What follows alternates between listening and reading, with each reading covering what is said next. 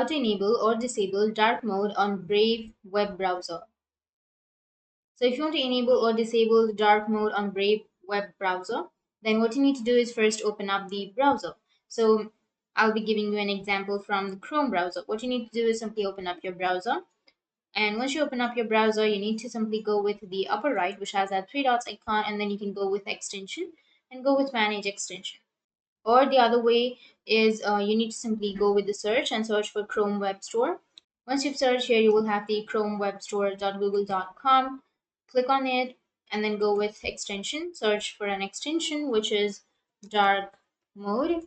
Once you've searched here, you will have dark mode extensions. You just need to simply click on the extension and then go with add to Chrome and go with add extension.